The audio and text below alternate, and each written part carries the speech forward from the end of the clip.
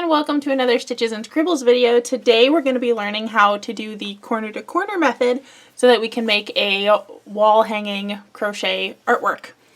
I have 3 different colors of cotton yarn that I'll be using today. So I have 2 I Love This Cotton, one in the color Ivory and one in the color Forest. I also have a Yarn Bee Cotton DK in the color Sage for some added texture.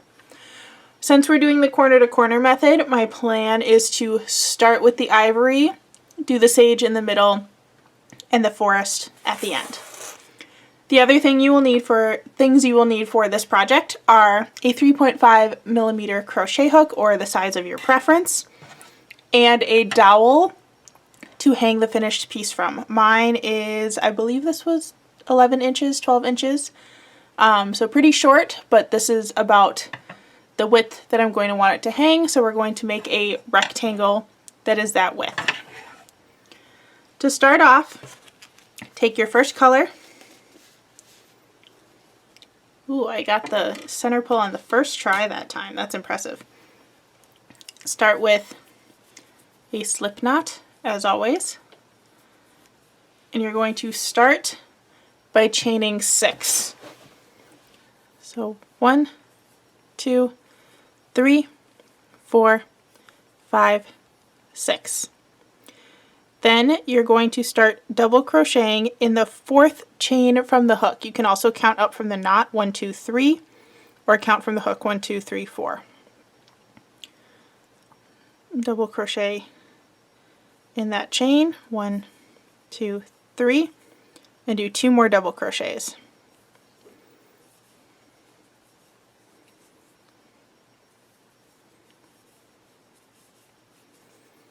There you have your little corner.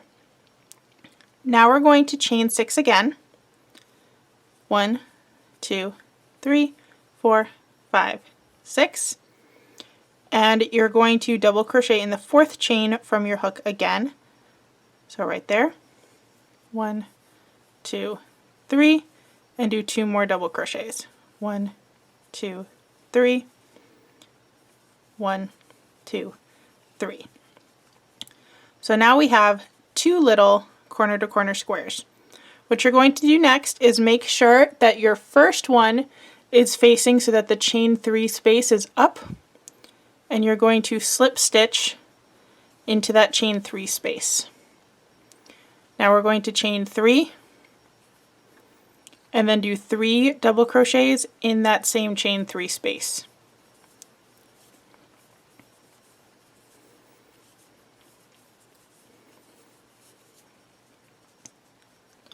Just like that. So now you have 3 pieces. Flip your work, chain 6,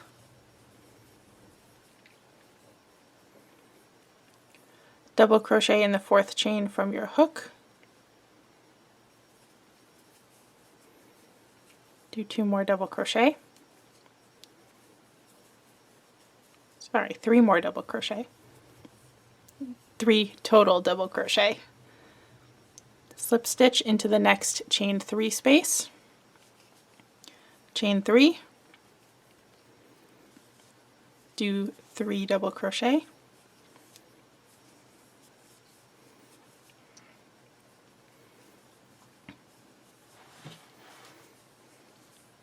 slip stitch into the chain 3 space, chain 3, and do 3 double crochet.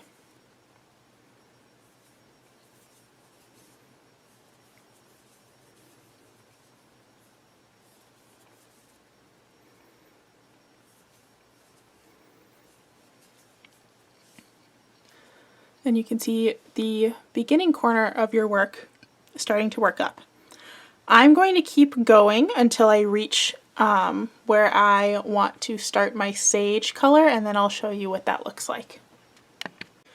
Alright, so I have 1 stitch left in my final row, so I'm going to start my double crochet and go 1, 2, and this is actually where I'm going to connect my new color. So I'm going to trim my yarn,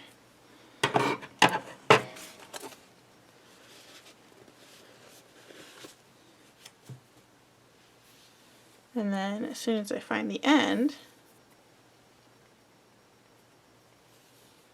There it is. I'm going to tie on my next color.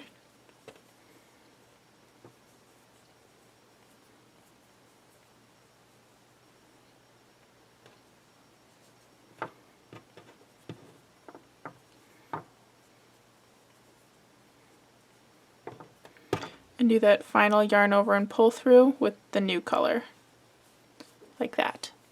And we'll weave in those ends later. So I basically went with my original color until it was, I should slide that forward, a little bit shorter than the length of the dowel that I'm using. So now what we're going to do, because I want my project to be rectangular instead of square, I'm going to start decreasing, but only on one side. If you want yours to be square, you can do the decreases on both sides, and I'll show you that in our third section.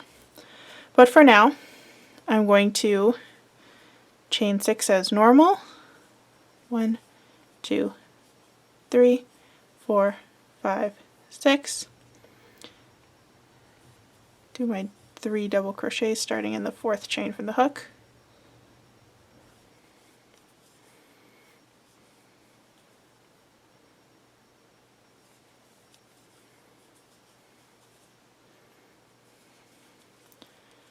Continue as normal across the row, and I'll show you what we do when we get to the end to start the decreases. Alright, so I'm at the point where normally I would do one more cluster. Instead of doing that one more cluster, I'm going to slip stitch through, chain 3, turn the work, slip stitch into the next chain 3 space, and then continue as normal. So you can see that now I'm starting to get a flat edge on one side. I'm going to continue that pattern of increasing on this end but decreasing on this end until I get it to about the length that I want the whole piece to be. And I'll see you in a few minutes to show you what that looks like. Alright, I have joined my third and final color, so I'm going to do a normal start to the row, excuse the train, but now I'm going to do decreases on both edges so that I can start making that final point and make it match the cream side. So I'm going to start with my chain 6, and this is going to be the last chain 6 start.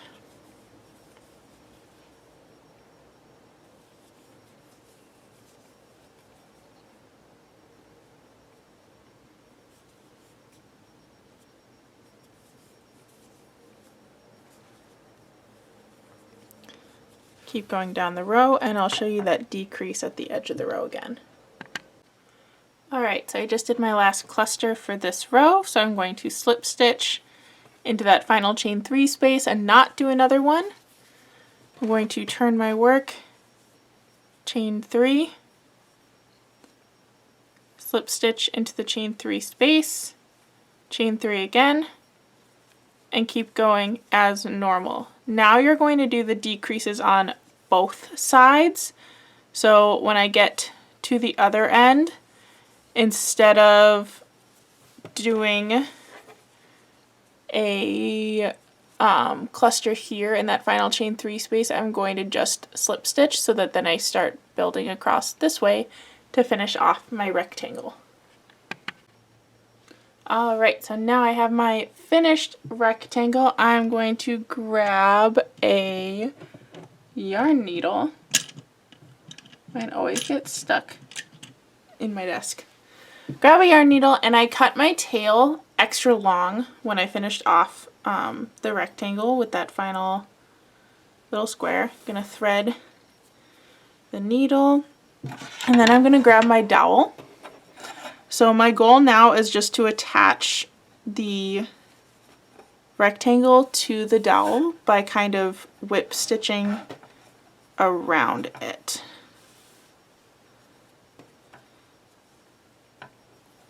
So that it stays in place.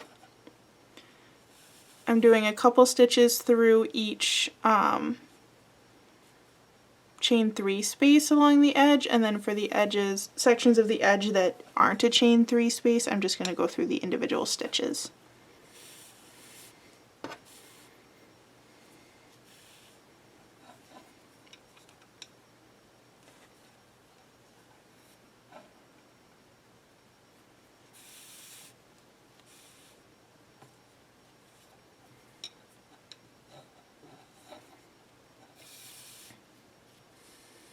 In case you're wondering, this project did not take me very long. Definitely will be less than 2 hours total time, which is really nice.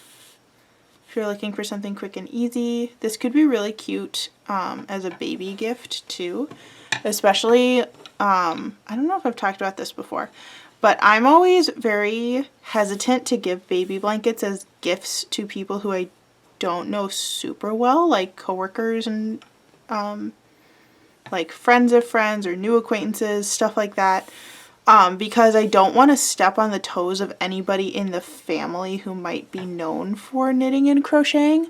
So generally when I do make baby blankets, I try to make very like modern textured ones, and I stay away from the like traditional white or pastel lace baby blankets, just because I don't know if that person has someone in their family who's really well known for, you know, making the blankets for everybody kind of deal. But lately I've been doing some more like baby accessories as gifts. So I'll do like hats or stroller blankets. I've made a couple of those recently so that they're a lot bigger, they're fluffier, they're meant for like being outside in the cold. Just to differentiate. But I feel like these little wall hangings would be a super cute thing for a baby's room if you knew what color the parents were going with, because it's just solid color stripes, so it's pretty easy to make, and you can do this with any yarn, which is also super nice.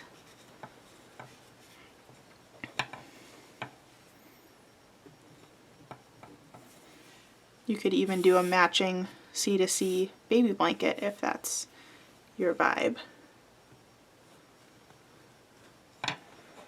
Alright, I'm going to finish the rest of the sewing off camera because it's taking a little longer than I thought it was going to. And here is the finished piece. So I finished sewing it up. I added a cord to hang it. This is just chain stitch in that sage green. And I added some fringe to the bottom. I hope you enjoyed this tutorial, and I'd love to see what wall hangings you make. I'm just happy to have some yarn art on my walls. I'll see you in the next video, and leave a comment down below if you're interested in trying this, and if you do try it, tag me on Instagram. I'd love to see what you make. Bye everybody!